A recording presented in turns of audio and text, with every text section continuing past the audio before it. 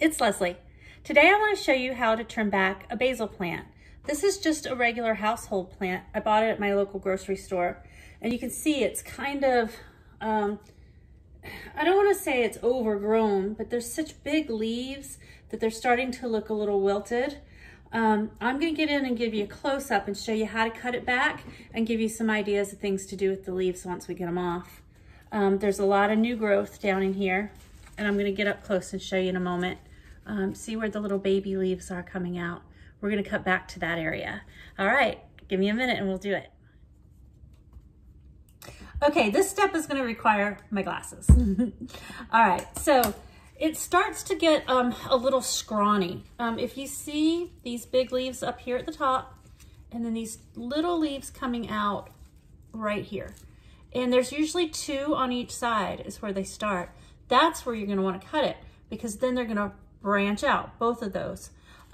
This one doesn't have one lower than that, but some of these, it's been sitting around the store so long that it's kind of gotten scraggly. So let's see where else I can show you. See, this one is way down here, all right? And that's where they're coming out. Same exact deal, 2 on each side. So I'm gonna take a small little sharp scissor and I'm gonna get in there. See if I can get you to see it. Okay, let me tilt down just a tad. There's my hand. Let me tilt down just a tad. All right, so right where these 2 leaves, 2 on each side, go right between them, get as close as you can to them, and just snip this off. All right, and that's what we're left with, those 2 that were there. All right, and what's gonna happen is this one's gonna branch off that way, this one's gonna branch off that way, and we're gonna start having a bushier plant rather than a long spindly one. It's really important to do, and this is a great example. This one, the first set of those double leaves is right here, but there's a second set of them way down here. So I'm gonna end up taking all of this top parts off. So I think I'm gonna go down to this next step a little bit further down. And that's gonna allow me to have a lot more bushiness. If I only do it to the first levels, it's still gonna be kind of spindly in the fact that we've let it go too long and then let it branch out way up here. All right, so the next one I have, let's take this one. Oops, right here. I don't see any way down on this one, but the first set is right here. Boom. All right, there they are. See it? Don't worry, it's gonna come back just fine. It smells insane. Just smells so good. This one, this is the one I said I'm gonna go further down on. So I'm going way down here. All right, but as you would see, there was a set of them right here. So I could have cut there, but look at all that other stem. So this way, I'm gonna have this plant bushy a little bit lower down. Here comes another one. Boom.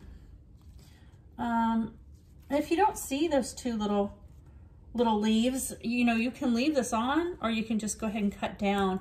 The thing is, it's better to go ahead and cut down a little bit if it's starting to get just way too long. Otherwise, you're just gonna have a really tall, lanky plant. All right, here's another one right here. There's my 2 double leaves, right? Choo-choo. All right, now these big leaves that are, let's get rid of that. Down below it, they're so big. They're just gonna get more and more bitter over time. So it's probably best, as I'm harvesting now, to go ahead and harvest those and just snip those off as close as you can get without injuring that new growth. All right, and so then I'm gonna have these nice leaves that we can use to put on top of a caprese salad, or you know, put into your sauces, or any way that you want to use fresh herbs. Another thing that I'm going to show you how to do is I make a basil olive oil. So what I'll do is, after I get all this snipped back, I'm going to heat up some olive oil. I don't know the temperature, you know, you don't want this thing to boil or anything, but heat it up till it's pretty warm. Wash these leaves and dry them. And after that olive oil gets to a good warm temperature, we're going to toss these leaves in and they might even crisp up a little bit, which is fabulous if you want to eat a few of them. But I don't leave them in very long. And what I'm trying to do here is infuse the oil with the leaves, with the flavor of the basil. But it's best not to just throw them in raw, because there could be some bacteria still on the basil leaves, and it could start to grow in that olive oil if it wasn't heated up to a good hot temp.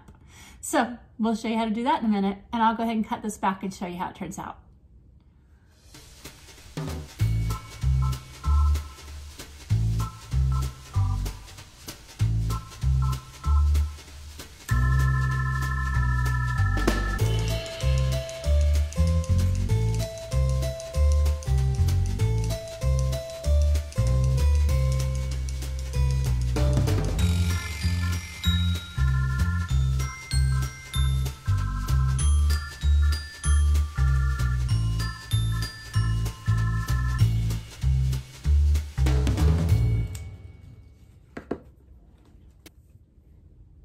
Now, after you wash these leaves, if you're getting ready to make the oil, make sure that they're really good and dry. You can just keep wrapping them, inside paper towels.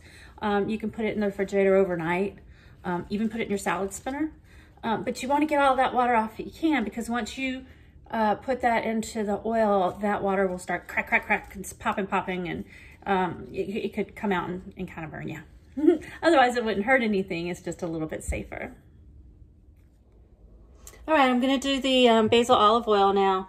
What I do is I start out with an extra virgin olive oil, and go ahead and heat your pot, add your olive oil in there.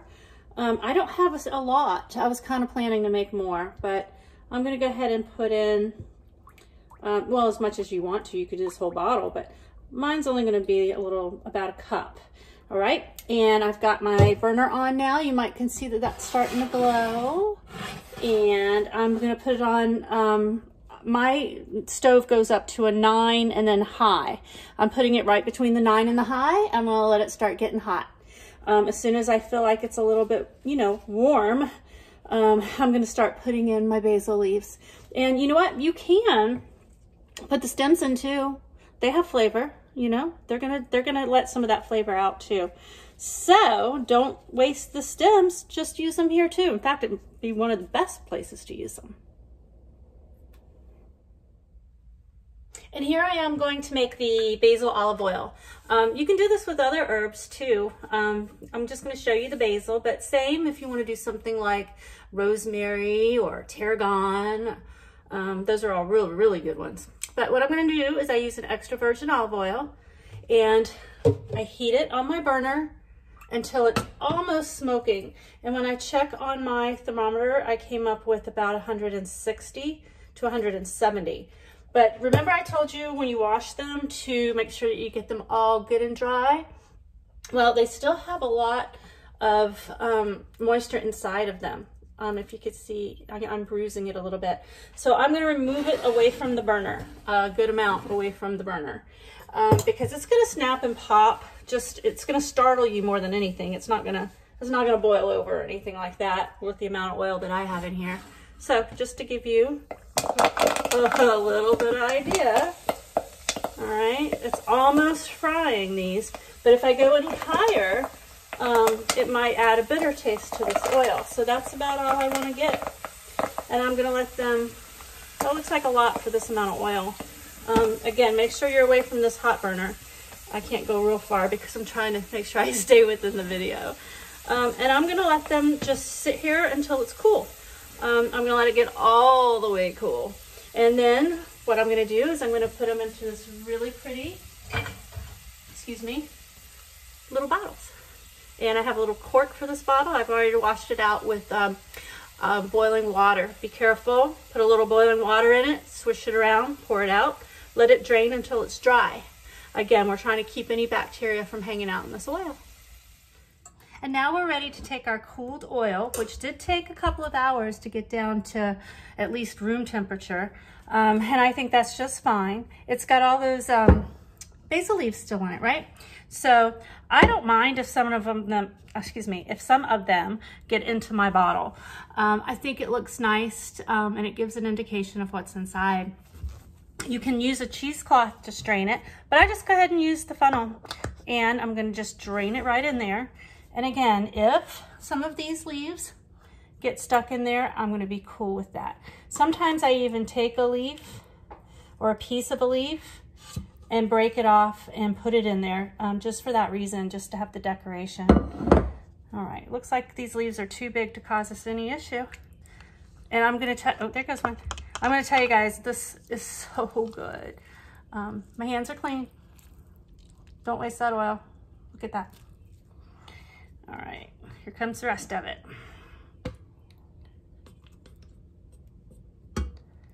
Yeah, too much, way too much, way too much.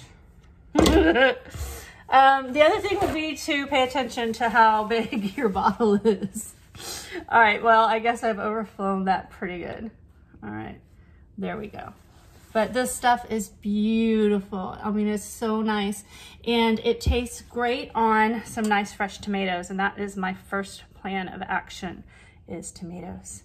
And I'm gonna put a couple of these leaves in there, like I said, just for a little bit of decoration. Beautimous. All right, and I will show you one other thing.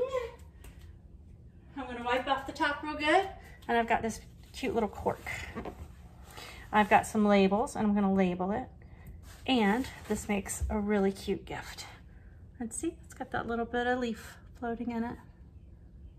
And that's how to make basil olive oil.